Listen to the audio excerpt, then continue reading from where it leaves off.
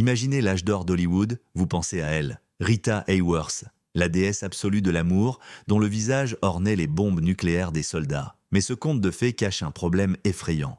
Une femme nommée Rita Hayworth n'a jamais existé. Ce que vous voyez à l'écran était un faux, assemblé dans un laboratoire hollywoodien à partir de douleur, de peur et de racisme. Les producteurs brûlaient en sa peau à l'électricité pour effacer ses racines espagnoles, son père vendait son enfance et ses maris marchandaient de son corps pour des contrats. Et quand son cerveau a littéralement commencé à mourir d'une terrible maladie, le monde entier se contentait de la pointer du doigt et de rire.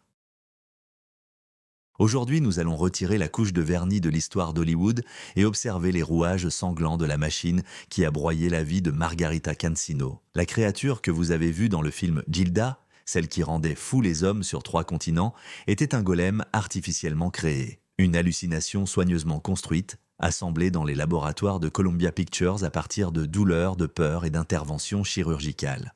Sous les couches de maquillage, sous les tonnes de teinture et de diamants, se cachait une toute autre personne. Une femme effrayée, brisée, nommée Margarita Carmen Cancino. Une femme qui détestait être Rita Hayworth. Une femme qui a un jour prononcé une phrase devenue l'épitaphe de toute l'industrie du divertissement. Les hommes se couchent avec Gilda, mais se réveillant avec moi. Dans cette phrase, un abîme de désespoir. Imaginez ce que c'est ? Savoir que le monde entier désire ton corps, ton image, ton ombre, mais ressent une profonde déception en découvrant à côté une personne vivante. Une personne qui ne veut pas danser sur les tables, mais faire des œufs au plat. Une personne qui est fatiguée. Une personne qui sombre lentement dans la folie. Aujourd'hui, nous n'allons pas vous raconter une énième histoire sucrée sur comment une fille de danseur est devenue une star. Ce serait un mensonge. Aujourd'hui, nous allons mener une enquête particulière. Nous allons retirer couche par couche le vernis et les paillettes de cette histoire pour voir les rouages sanglants de la machine qui a broyé Margarita Cancino. Nous nous rendrons dans les bureaux étouffants des producteurs des années 30 où les destins se décidaient non par le talent mais par la forme du crâne et la couleur de la peau. Nous jetterons un œil dans les chambres des palais où les princes traitaient la star hollywoodienne pire qu'une servante. Et enfin, nous atteindrons le point le plus effrayant de cette tragédie. Le moment où l'esprit de Rita a commencé à se désintégrer et où le monde autour, au lieu de tendre la main, a commencé à la pointer du doigt et à rire. Vous découvrirez pourquoi sa célèbre chevelure rousse n'est pas un don de la nature, mais une cicatrice de torture. Vous découvrirez pourquoi celui qui devait la protéger de tous les monstres du monde, son propre père, est devenu le premier monstre de sa vie. Et vous comprendrez pourquoi sa mort de la maladie d'Alzheimer n'a pas été simplement une tragédie médicale, mais le résultat logique d'une vie où elle n'avait pas le droit d'être elle-même. Cette histoire vous fera voir les vieux films en noir et blanc sous un autre angle. Car désormais, en regardant le sourire éclatant de Rita Hayworth, vous ne verrez pas la joie. Vous verrez le rictus de la survie. Préparez-vous. La réalité derrière le mythe de la déesse de l'amour s'avérera plus dure que n'importe quel scénario que Hollywood ait jamais osé écrire. Si vous pensez qu'il est important de parler à voix haute de ces pages sombres de l'histoire, soutenez la vidéo avec un like. Abonnez-vous à la chaîne et activez la cloche pour ne pas manquer les prochaines enquêtes. Écrivez dans les commentaires ce que vous pensez, la gloire éternelle de Rita Hayworth valait-elle un prix aussi terrible? Et n'hésitez pas à me corriger si vous remarquez une inexactitude dans les faits. Acte 1. Racisme hollywoodien et transformation sanglante. Pour saisir pleinement l'ampleur de cette tragédie, il faut remonter au Hollywood des années 30. Oubliez la tolérance moderne, la diversité et l'inclusion. Ce Hollywood-là était dur, binaire et profondément raciste. Le monde du cinéma se divisait en 2 parties inégales. Les anglo-saxons blancs, qui jouaient les héros, les amants et les sauveurs du monde, et les autres ethniques, relégués à l'arrière-plan. Si tu étais latino-américain, ta carrière se résumait à 2 rôles. Les hommes incarnant des bandits avec des couteaux entre les dents ou des jardiniers paresseux. Les femmes jouaient soit des danseuses exotiques de cabaret, soit des servantes servant le petit déjeuner au maître blanc. Pas de 3e option. Dans ce système, Margarita Carmen Cancino n'avait aucune chance de devenir une star de premier plan. Quand elle franchit pour la première fois le seuil du bureau de Harry Cohn, le tout-puissant chef de Columbia Pictures, elle n'avait que 18 ans. Elle était d'une beauté saisissante, une beauté dense et terrienne typique du sud de l'Espagne. Ses cheveux noirs, lourds et luxueux, sa peau olive et ses yeux dans lesquels on pouvait se perdre. Mais Harry Cohn, surnommé Croque-Blanc, à Hollywood pour son flair prédateur et son absence totale de scrupules, ne vit pas une future star. Il vit un problème. Cohn l'examina comme un boucher inspecte une carcasse au marché. Il tourna autour d'elle, soufflant des volutes de fumée de cigare dans son visage, et prononça un verdict qui résonnait comme une condamnation. Trop espagnol. À ses yeux, vendre une fille au nom de Cancino au public américain était impossible. Les gars américains veulent une fille qui ressemble à leur voisine, mais en mieux. Ils ne veulent pas d'une fille qui semble prête à sortir des castagnettes, raisonnèrent les producteurs de l'époque. Mais le plus gros problème de Margarita, selon le studio, était son front, ou plutôt son absence. Margarita avait une ligne de cheveux classique latine. Les cheveux poussaient de bas, encadrant densément le visage et les tempes, créant un ovale presque parfait. Aujourd'hui, au XXIe siècle, les femmes tueraient pour une telle densité de cheveux. Mais dans les années 30, Hollywood vénérait le front haut, dégagé, intellectuel anglo-saxon. Une ligne de cheveux basse était perçue comme un signe de primitivité. Presque animal, c'était un marqueur ethnique qui criait ses origines plus fort que n'importe quel accent. Le studio posa un ultimatum. Soit on te refait, soit tu retournes danser dans les clubs bon marché de Tijuana. Margarita, qui depuis l'enfance ne connaissait que le mot « faux », accepta. Ainsi commença une procédure que l'on pourrait aujourd'hui qualifier de torture. Cela s'appelait l'électrolyse. Ne confondez pas cela avec l'épilation laser moderne, où l'on ressent un léger picotement et une sensation de fraîcheur. L'électrolyse des années 30 était une procédure cruelle, sanglante et incroyablement douloureuse. Le principe était de tuer. Il fallait tuer chaque cheveu individuellement pour qu'il ne repousse jamais. Imaginez ce processus. Margarita était assise dans un fauteuil ressemblant à celui d'un dentiste. Le médecin, bien qu'il serait plus juste de l'appeler ingénieur du corps humain, prenait une fine sonde métallique. Cette sonde devait être insérée profondément dans le follicule pileux, juste sous la peau, jusqu'à la racine. Ensuite, un courant électrique passait par la sonde. Le courant brûlait la racine.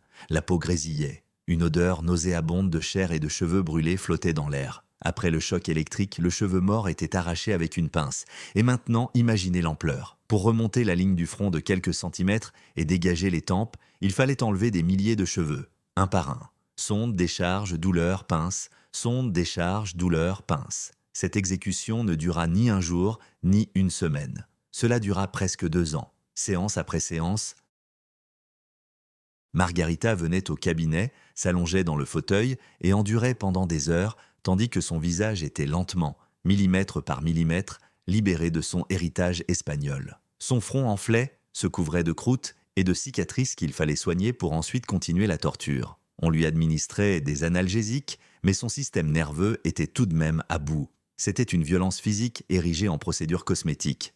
Mais les cheveux n'étaient que le début. Le studio déclara la guerre à sa peau. Harry Cohn détestait son teint basané. Il lui était formellement interdit de s'exposer au soleil. Une femme ayant grandi sur la côte californienne fut enfermée à l'ombre. Sa peau était blanchie avec des crèmes spéciales et recouverte d'une épaisse couche de maquillage couleur ivoire pour masquer toute trace de sa véritable race. Le dernier coup de pinceau fut le changement de couleur. Ses cheveux noirs profonds, fierté de ses ancêtres de Séville, furent impitoyablement décolorés par des produits chimiques et teints dans ce fameux roux flamboyant. Le roux n'était pas son choix. C'était celui des techniciens du studio qui décidèrent que le Technicolor, la nouvelle technologie de cinéma en couleur, rendrait mieux le spectre roux. Elle n'était plus une femme, elle était devenue une tache de couleur pour la caméra. Et enfin, quand le corps fut prêt, il était temps de tuer le nom. Margarita Cancino sonnait trop compliqué, trop long, trop étranger. Le studio passa en revue des dizaines de possibilités avant de s'arrêter sur le nom de jeune fille de sa mère, Hayworth. On y ajouta un prénom court et percutant, Rita Hayworth. Cela sonnait américain, cela sonnait sûr, cela sonnait comme le nom d'une femme que l'on peut présenter à sa mère. Le moment où la transformation fut achevée marqua un point de non-retour. Une légende raconte que lorsque Margarita fut conduite pour la première fois devant un miroir, après toutes les procédures, le retrait des bandages et l'application du nouveau maquillage, elle resta silencieuse longtemps. Dans le miroir, une femme incroyablement belle la regardait. Elle avait un front haut et aristocratique, une peau blanche comme neige et des boucles rousses éclatantes. Mais cette femme était une étrangère. Margarita Cancino était morte sur ce fauteuil. Dans le miroir se reflétait Rita Hayworth, un homoncule cultivé dans l'éprouvette des ambitions de Harry Cohn. Les psychologues disent qu'un changement d'apparence aussi radical sous la pression extérieure conduit toujours à une profonde dissociation. La personne cesse de percevoir son corps comme le sien. Le corps devient un outil, un costume, un équipement de travail. C'est exactement ce qui est arrivé à Rita. Elle a appris à activer Rita Hayworth sur commande « Action ». Elle a appris à rejeter ses cheveux en arrière, à sourire de ce sourire-là et à dégager de la sensualité. Mais à l'intérieur, derrière cette armure glacée, se recroquevillait une petite fille espagnole qui avait mal, peur et froid. Elle a payé son billet d'entrée à Hollywood avec son identité. Elle a trahi son sang pour devenir une icône américaine. Mais la plus terrible ironie était que même en devenant blanche, elle n'a pas cessé d'être une chose.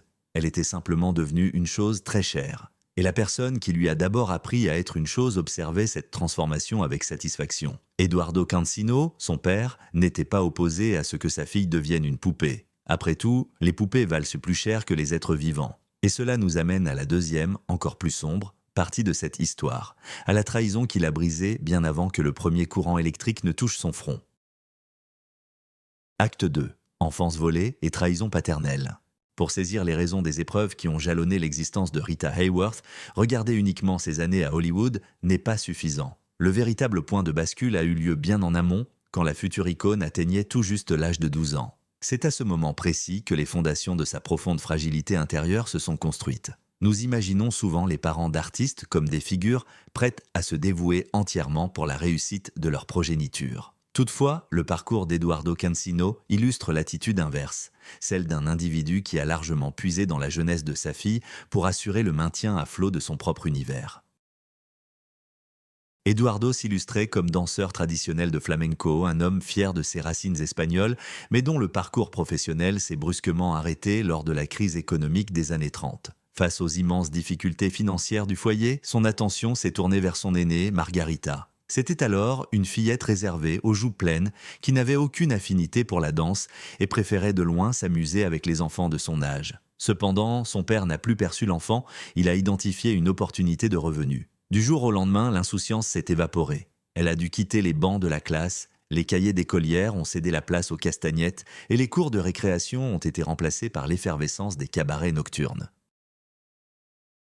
La législation californienne encadrant strictement les activités des plus jeunes, Eduardo a pris la décision de délocaliser leur duo de scène de l'autre côté de la frontière, à Tijuana, au Mexique. Durant ces années-là, Tijuana se caractérisait par un climat extrêmement permissif. La ville attirait une clientèle américaine en quête d'évasion, fuyant les restrictions de la prohibition pour profiter des salles de jeu et d'une ambiance très libérée. C'est exactement dans ce tumulte permanent que le père a introduit la jeune fille, encore loin de sa majorité. Pourtant, l'environnement n'était peut-être pas l'élément le plus marquant, comparé au statut qui l'a obligé à adopter. Afin de contourner la vigilance des directeurs d'établissement concernant le jeune âge de sa complice artistique, Eduardo a mis en place une illusion troublante. Sous les projecteurs, il annonçait Margarita aux spectateurs non pas comme son enfant, mais comme son épouse. Prenons le temps d'observer l'impact émotionnel profond de cette situation. Dans le développement d'une jeune fille, la figure paternelle représente normalement un bouclier, une garantie de sécurité. Or, Eduardo a effacé ce repère essentiel. Durant leur numéro de flamenco, une discipline réputée pour son intensité, sa ferveur et son jeu de séduction, il devait incarner un couple. Sous l'impulsion de son père, elle devait projeter une image de femme fatale devant un public expressif et bruyant, pendant que lui se mettait dans la peau d'un conjoint possessif. Cette dynamique a provoqué un immense bouleversement dans l'esprit de Margarita. Ses repères de ce qui était acceptable se sont dissipés. Elle en a tiré une conviction qui allait la suivre comme une ombre tout au long de son parcours. L'attention masculine ne rime pas avec la tendresse, mais avec l'utilisation. Dans son esprit, recevoir de l'affection impliquait une soumission totale, le silence et l'acceptation du personnage dicté par une figure d'autorité. Elle a ainsi évolué dans un climat de vulnérabilité constante. Le foyer familial était soumis à une autorité absolue. Elle n'avait ni le droit d'échanger avec autrui, ni la possibilité d'exprimer son opinion. Son existence ressemblait davantage à celle d'un instrument obéissant, uniquement voué à générer des profits pour le chef de famille. C'est précisément dans ce contexte de grand isolement et de fragilité extrême que les chemins d'Eddie Judson et de la jeune femme se sont croisés. Acte 3. Premier mari proxénète et achat de liberté.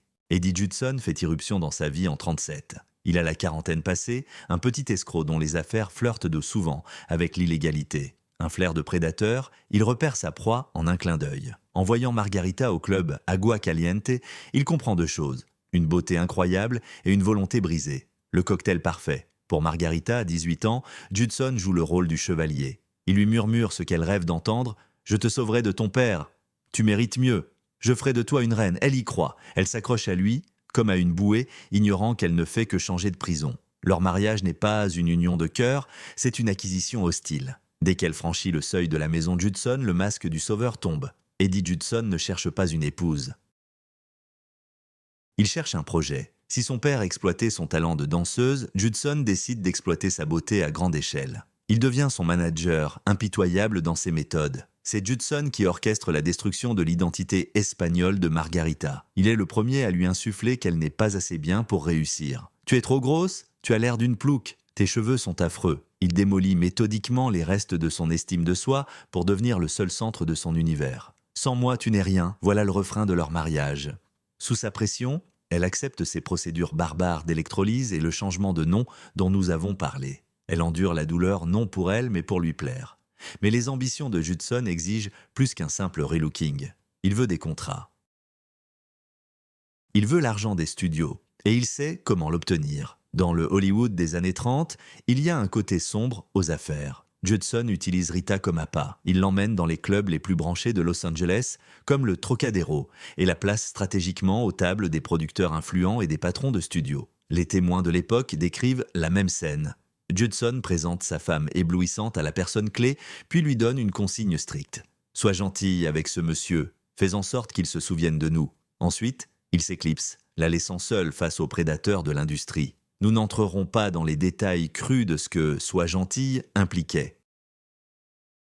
L'aspect psychologique est crucial. Un mari, qui a juré amour éternel et protection, marchandait littéralement son charme et son attention pour son propre profit. Il l'a transformée en monnaie d'échange. Chaque contrat, chaque rôle, chaque chèque de Columbia était payé par un morceau de sa dignité. Quand l'argent commence enfin à affluer, Rita se retrouve dans une situation paradoxale. Elle devient une star mondiale, son visage orne toutes les couvertures de magazines, ses cachets grimpent. Mais chez elle, elle reste une esclave sans droit. Eddie Judson contrôle chaque centime. Il met tous les comptes à son nom. Une star hollywoodienne, gagnant des milliers de dollars par semaine, ne peut s'acheter une paire de chaussures sans l'autorisation de son mari.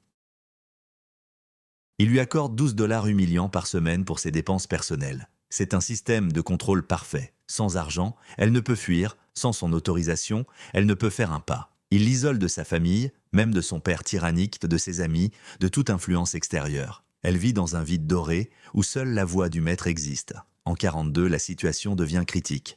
Judson, sentant que son actif pourrait se rebeller face à la gloire croissante, commence à proférer des menaces directes. « Si tu pars, je détruirai ton visage. Je dirai à la presse ce que tu faisais à Tijuana. Tu pourriras dans un fossé. » Le divorce avec Eddie Judson est peut-être le seul moment dans la jeunesse de Rita où elle montre une véritable volonté d'acier. Mais le prix de la liberté est monstrueux. Judson, fidèle à sa nature de marchand, lui présente la facture. Il exige une compensation. Il la fait chanter, menaçant de publier des dossiers compromettants qui détruiraient sa carrière dans l'Amérique conservatrice des années 40.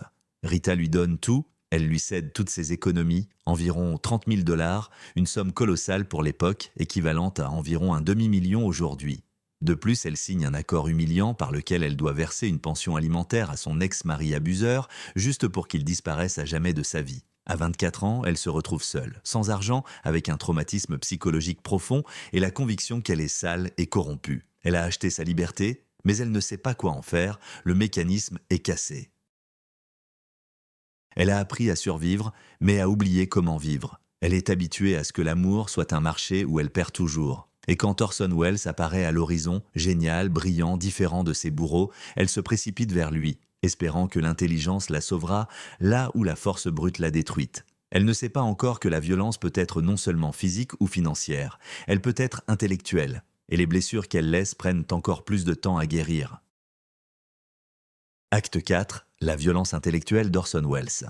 En 1943, Rita Hayworth atteint ce que Hollywood appelle l'immortalité. Le film Gilda n'est pas encore sorti, mais son image est déjà un trésor national. Sa célèbre photo dans le magazine Life, assise sur un lit en peignoir de soie, souriant d'un sourire à la fois timide et envoûtant, devient une icône. Cette photo, les soldats américains l'emportent dans les tranchées de la Seconde Guerre mondiale. Ils la collent sur les fuselages des bombardiers. Elle est la fille rêvée d'une génération entière, le symbole de ce pourquoi il vaut la peine de rentrer chez soi. Et c'est à ce sommet de gloire qu'Orson Welles entre dans sa vie. Leur rencontre ressemble à la collision de deux galaxies. D'un côté, Rita, incarnation de la beauté charnelle, des instincts et du glamour hollywoodien.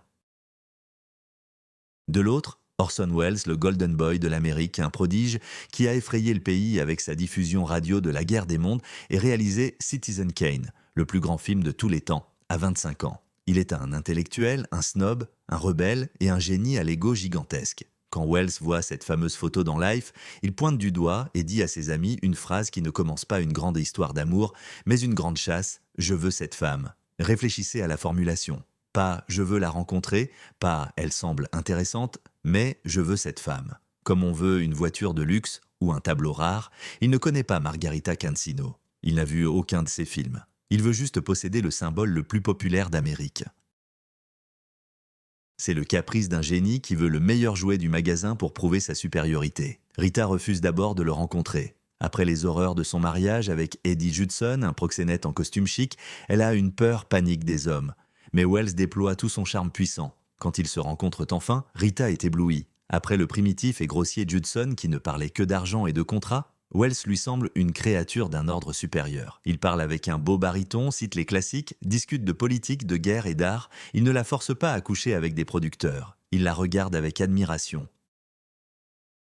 Rita, qui a toujours souffert d'un profond complexe d'infériorité dû à son manque d'éducation, elle qui n'a guère terminé l'école primaire avant que son père ne l'emmène sur scène, voit en lui non seulement un amant, elle voit un maître, un Pygmalion, un homme qui donnera un sens à sa vie vide. Elle espère que son intellect sera son bouclier contre la cruauté du monde. Ils se marient en septembre 1943, la presse devient folle. Les gros titres crient « La belle et le cerveau ». La société est ravie. Leur poupée vivante préférée revient à leur génie préféré. Cela semble être la fin parfaite. Mais dès que les portes de leur manoir se ferment, la réalité commence. Une réalité qui devient pour Rita une torture raffinée. Très vite, Orson Welles découvre une chose terrible pour son ego. Il n'a pas épousé une femme fatale, mystérieuse. Il a épousé une simple, timide fille espagnole. Rita déteste les mondanités. Elle veut le bonheur le plus simple, bourgeois. Elle cuisine elle-même les dîners, aime jardiner, souhaite que son mari rentre tôt pour écouter la radio ensemble. Chez elle, elle enlève le masque de Gilda sur le seuil et redevient Margarita. Cela commence à exaspérer Wells. Son ordinaire l'irrite. Il espérait avoir à ses côtés une muse, son égale en envergure, avec qui discuter du destin de l'Europe, et il a une ménagère qui rêve de rôtir du poulet. Au lieu de l'accepter et de lui donner l'amour dont elle a besoin, il commence un projet de perfectionnement. C'est une violence d'un autre genre, non physique mais intellectuelle.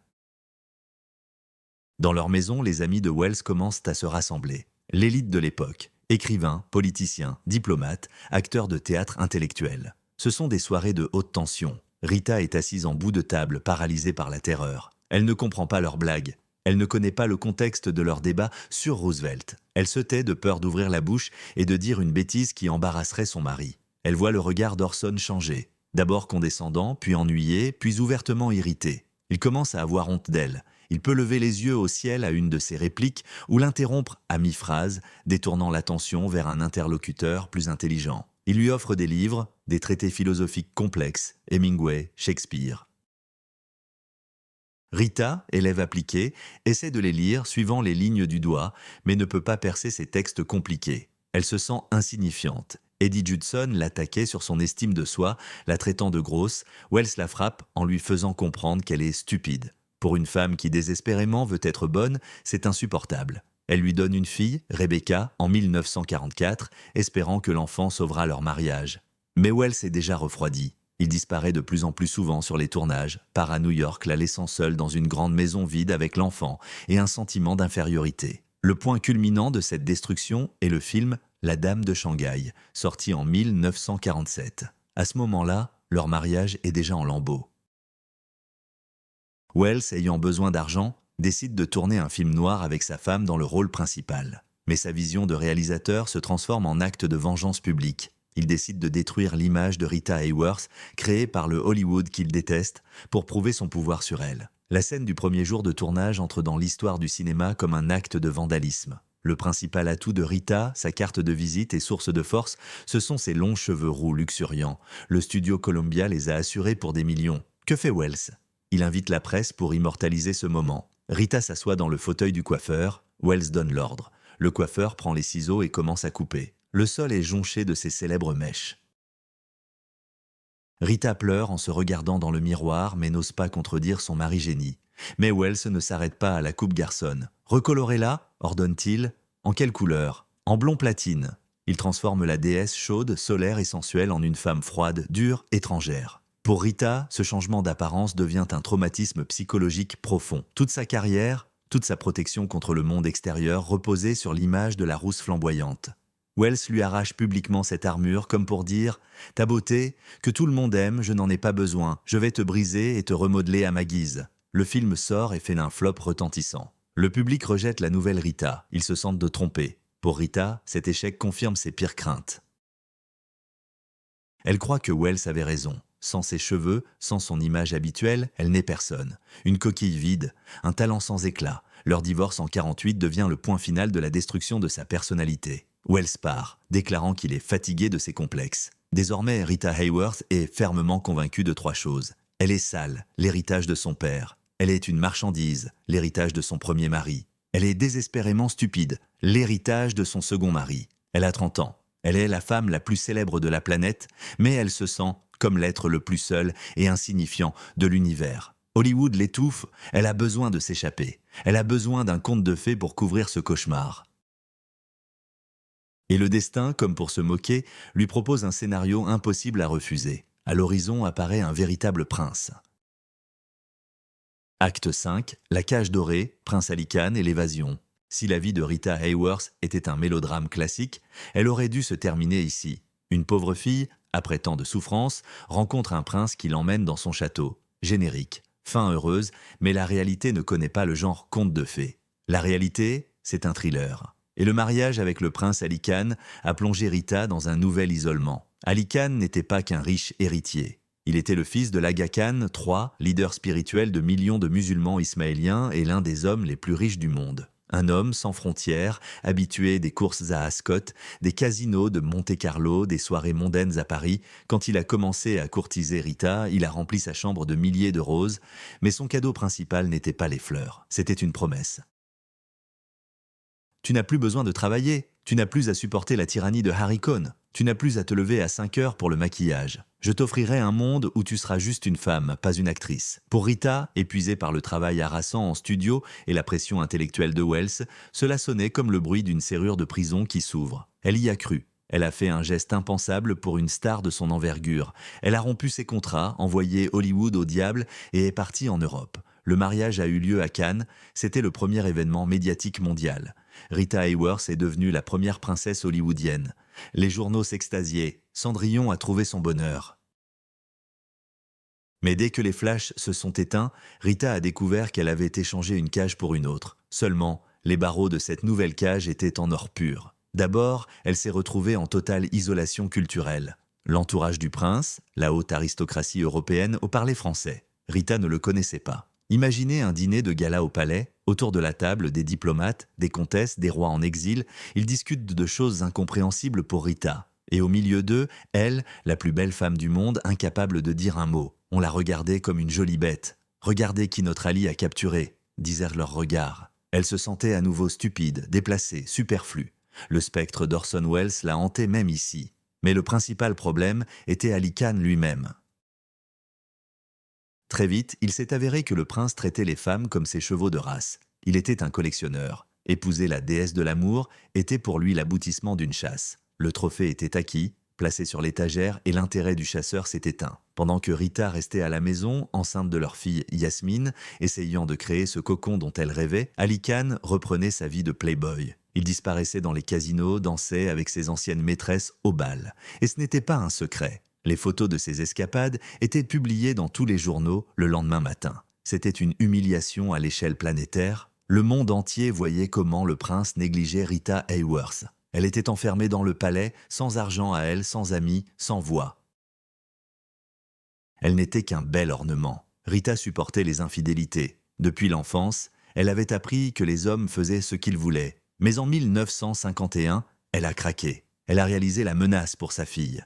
La famille d'Ali Khan prévoyait de prendre la petite princesse Yasmine et de l'élever dans des traditions strictes, totalement isolée de sa mère et du monde occidental. Rita y a vu une répétition effrayante de son propre destin. Encore une fois, le père et le grand-père décidaient de tout pour l'enfant, lui ôtant sa volonté. En elle s'est réveillée la rage d'une mère acculée. Elle a compris, si elle restait, sa fille subirait le même sort, être une poupée riche, belle mais sans droit. Rita a pris la fuite. C'était une véritable opération spéciale. Elle a rassemblé les enfants, Yasmine et Rebecca, pris le minimum d'affaires et s'est enfuie en Amérique craignant que la puissante famille de son mari n'essaie de les intercepter à la frontière. Elle est revenue à New York, mais ce n'était pas le retour triomphal d'une reine, c'était le retour d'une réfugiée. Le contrat de mariage avec Ali Khan était habilement rédigé. En cas de divorce, elle recevait des miettes. Elle était une mère célibataire, 2 fois divorcée, sans maison, sans économie et sans travail. Et c'est là que le cercle s'est refermé avec une cruauté monstrueuse, presque biblique. Pour survivre, pour nourrir ses filles, elle a dû se tourner vers la seule personne qui avait toujours attendu sa chute. Vers Harry Cohn, vers Croque-Blanc, vers l'homme qui avait commencé sa destruction par électrolyse. Elle est entrée dans son bureau, brisée et fatiguée. Cohn, triomphant, lui a proposé un nouveau contrat. Mais cette fois, il dictait seul les conditions. Elle s'est à nouveau vendue en esclavage au studio Columbia. Elle est revenue sur le plateau, les caméras se sont rallumées, le monde a revu Rita Hayworth. Mais personne n'a remarqué que la femme revenue d'Europe était irrémédiablement brisée. Et c'est cette fracture qui a déclenché le mécanisme de la tragédie finale que le monde a pris pour une farce. C'est le chapitre le plus sombre, le plus injuste et le plus terrifiant de cette histoire. Celui qui transforme un drame biographique en véritable horreur psychologique, où le monstre reste invisible et la victime est blâmée pour ses propres souffrances. Quand Rita est revenue à Hollywood, elle avait à peine plus de 30 ans. Extérieurement, elle était toujours cette Rita Hayworth éblouissante, rousse, avec une silhouette parfaite. Les caméras l'adoraient encore, mais dès que le travail commençait, quelque chose d'inexplicable se produisait sur le plateau. Rita, qui avait subi la discipline impitoyable de son père et possédait une mémoire phénoménale pour les mouvements et les textes, commençait soudain à faillir. Elle arrivait en retard, elle pouvait rester des heures dans la loge, fixant un point. Mais le pire arrivait après le « action ». Elle n'arrivait pas à retenir les répliques les plus simples. Elle, une professionnelle de haut niveau, avait besoin de 30, 40, 50 prises pour dire une seule phrase. Et pendant les tournages, elle regardait ses partenaires avec un regard vide et effrayé, cherchant dans sa tête les mots qu'elle venait de lire, mais ne trouvant que du bruit blanc. Puis, par impuissance et terreur, elle explosait soudainement de rage. Elle criait, lançait des objets, pleurait. Le verdict d'Hollywood fut immédiat, cynique et sans appel. Elle s'est saoulée. Cette explication convenait à tout le monde. Cela correspondait au schéma compréhensible. Une étoile déchue, une ancienne princesse, une perdante en amour qui se consume dans des manoirs luxueux. Les producteurs levaient les yeux au ciel, attribuant son comportement aux caprices d'une diva vieillissante incapable d'accepter le passage du temps. Harry Cohn criait sur elle, la sanctionnait, menaçait de la licencier, convaincu d'avoir affaire à une simple ivresse. Le plus monstrueux dans cette situation, c'est que Rita elle-même y a cru. Elle buvait effectivement, comme beaucoup à Hollywood, pour évacuer le stress. Mais elle savait qu'elle ne buvait pas assez pour perdre la mémoire. Pourtant, quand tout le monde, médecins, collègues, presse, vous répète que vous êtes alcoolique, vous finissez par le croire. Elle vivait dans un état de terreur existentielle permanente. Imaginez, vous n'avez même pas 40 ans et votre esprit commence à se désintégrer. Vous oubliez comment lasser vos chaussures. Vous oubliez les noms de vos amis. Vous sortez d'une pièce et ne comprenez pas où vous êtes, et tout le monde autour de vous pointe du doigt en riant, encore ivre. Elle pensait devenir folle. Elle pensait que c'était une malédiction héréditaire. Dans les années 60 et 70, son état s'aggravait. Elle devenait de plus en plus renfermée, étrange. Elle avait du mal à prendre soin d'elle-même. La presse la tournait en ridicule. Les comédiens des émissions de soirée faisaient des blagues sur la Rita Hayworth ivre. Les paparazzi la traquaient pour la photographier sous un mauvais jour. Le point culminant de ce lynchage public fut l'incident de 1976. À l'aéroport de Heathrow à Londres, des photographes capturèrent une scène choquante. Rita Hayworth était sortie de force d'un avion de la TEWA. Elle avait l'air échevelée, désorientée. Elle criait et se débattait contre les agents de bord. Ces images firent le tour du monde. Les gros titres des tabloïds furent impitoyables. La triste fin de la déesse de l'amour, Rita Hayworth, ivre et déchaînée. Le monde regardait ces photos en hochant la tête avec désapprobation. La réalité était différente. Rita n'avait pas la gueule de bois. Elle n'avait pas fait de scandale. Elle avait eu une crise de panique sévère sur fond de maladie d'Alzheimer progressive. Elle avait simplement oublié où elle était, oublié comment voler et avait eu peur des inconnus qui la touchaient. À cette époque, on ne savait presque rien de cette maladie, surtout chez les jeunes. Elle avait à peine 50 ans lorsque les symptômes sont devenus évidents. Les médecins lui diagnostiquaient une démence alcoolique et la traitaient si mal pendant des années, la bourrant de psychotropes qui ne faisaient qu'aggraver son état. Le véritable diagnostic, la maladie d'Alzheimer, ne lui fut posé qu'en 1980. À ce moment-là, son cerveau était déjà irrémédiablement endommagé. Les médecins, après avoir étudié son dossier médical, conclurent que la maladie avait commencé à se développer 20 ans plus tôt. Toutes ces années où elle était sanctionnée pour des répliques oubliées, où elle était moquée, où ses amants la quittaient à cause de son comportement étrange, elle était déjà gravement malade. Elle mourait sous les yeux du monde entier, implorant de l'aide, et le monde lui crachait dessus en retour. Les dernières années de sa vie sont un épilogue déchirant. Sa plus jeune fille, la princesse Yasmine Aga Khan, prit soin de sa mère. Cette même fille pour laquelle Rita avait fui le prince devint maintenant la mère de sa propre mère. Yasmine racontait une histoire qui fait monter les larmes aux yeux. Parfois, elles s'asseyaient ensemble dans le salon et regardaient la télévision. Si des vieux films passaient à l'écran, comme Gilda, Rita regardait attentivement. Elle voyait cette femme éblouissante, rousse, qui dansait et chantait. Elle souriait et demandait avec une curiosité enfantine à sa fille « Qui est cette belle dame ?» Elle danse si bien. Elle avait oublié le nom Rita Hayworth. Elle avait oublié qu'elle était une star. Elle avait oublié la douleur de l'électrolyse, la trahison de son père, les ciseaux d'Orson Welles et l'indifférence du prince. D'une certaine manière, la maladie fut pour elle un acte de miséricorde. Elle effaça la mémoire d'une vie où elle n'avait été qu'utilisée. La maladie lui offrit la paix de l'oubli qu'elle ne pouvait trouver dans la réalité. Elle mourut en février 1987 dans son appartement à New York. Elle avait 68 ans. Mais en réalité, la femme que le monde connaissait sous le nom de Rita Hayworth nous avait quittés bien avant que son cœur ne s'arrête.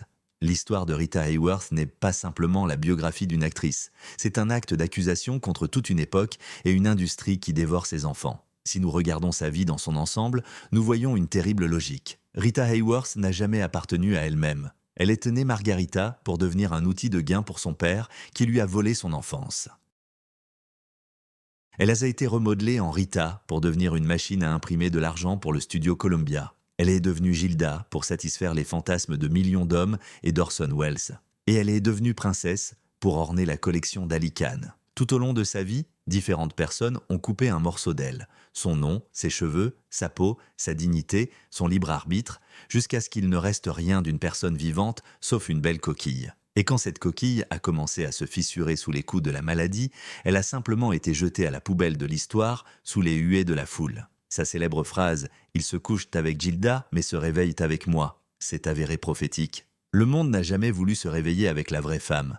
Le monde ne voulait que l'illusion. Et quand l'illusion s'est brisée, le monde s'est détourné. Mais cette tragédie a un point lumineux. Sa fille, Yasmine, est devenue la voix de sa mère. Grâce à la reconnaissance publique de la maladie de Rita, le monde a commencé à parler sérieusement de la maladie d'Alzheimer. Les galas en mémoire de Rita Hayworth ont récolté des millions de dollars pour la recherche.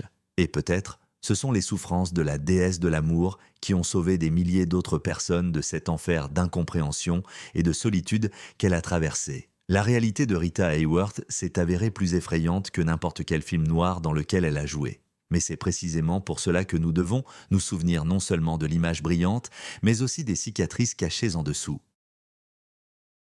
Pour comprendre le prix que paient les idoles pour que nous puissions les admirer, nous avons décomposé la trahison du père de Rita, sa chirurgie plastique forcée et le contrôle total des producteurs. Mais vous ne comprendrez jamais l'ampleur réelle du mal de l'usage d'or si vous vous arrêtez ici. Rita est entrée dans le broyeur à 18 ans, mais il y avait une fille auto que le studio MGM a mise sous amphétamine et affamée alors qu'elle n'avait que 12 ans. Connaître l'histoire de Rita est inutile sans comprendre comment cette industrie dévorait non seulement les femmes, mais aussi les enfants. Abonnez-vous à la chaîne, appuyez sur la cloche pour découvrir le véritable enfer de Judy Garland, par rapport auquel la vie de Rita semblera un conte de fées. On se voit là-bas.